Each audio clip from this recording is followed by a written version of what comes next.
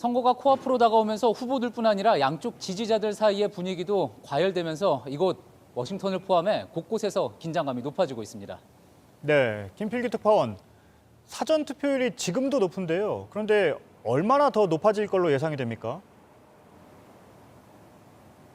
예, 지금 우편 투표를 비롯한 사전 투표를 한 사람이 토요일 기준으로 9,300만 명을 넘었습니다. 오늘이나 내일 중으로 1억 명을 돌파할 수 있는데 이게 역대 최고치고 또 사전 투표율은 60%를 넘을 걸로 보입니다. 네. 그러니까 당일에 투표하는 사람보다 미리 투표한 사람이 더 많아지는 이례적인 선거가 됩니다. 네, 그렇군요. 앞서 트럼프 대통령이 당일에 승리 선언을 할 수 있다는 보도를 전해드렸는데요. 이게 법적인 효력은 없는 거죠? 예, 법적인 효력은 없습니다. 마찬가지로 패자가 승복 선언을 하는 것 역시 특별한 효력이 있는 건 아닙니다. 다만 1860년 대선 때부터 패배를 시인하고 그러면 승리를 선언하는 전통이 이어져 온 거라 만약 누군가가 승인을 거부하거나 또 누군가 섣불리 승리를 선언한다면 불명예스러운 첫사례를 만드는 겁니다. 그리고 그에 따른 어떤 사회적인 혼란도 불가피합니다. 네.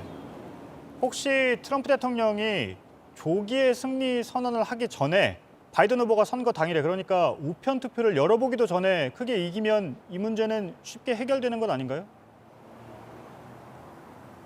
예, 이론적으로는 그렇습니다. 현재 경합주 6곳을 봤을 때 북쪽에 있는 3곳은 바이든 후보가 우세하고 남부의 3곳은 지금 오차 범위 내에서 경합을 펼치고 있습니다. 바이든이 그러니까 전반적으로 봤을 때 우세하다고 볼 수 있는 상황인데 영국의 주간지 이코노미스트도 트럼프의 재선 가능성이 4%를 밑돈다고 봤습니다. 그러니까 바이든이 경합주를 모두 가져가는 그러니까 여기 표현으로는 랜드슬라이드, 산사태를 일으킬 수도 있는 건데요. 다만 그러면 트럼프 측에서 일부 주에서 미리 개표를 해둔 사전투표가 조작됐다. 이렇게 소송을 낼 가능성도 제기가 됩니다.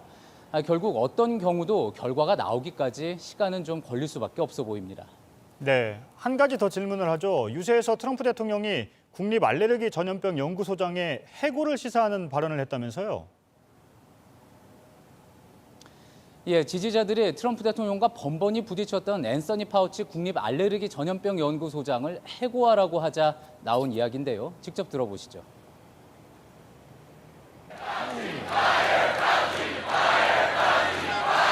Don't tell anybody, but let me wait till a little bit after the election.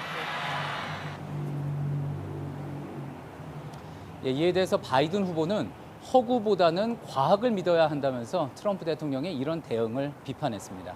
네, 잘 들었습니다. 김필규 특파원이었습니다.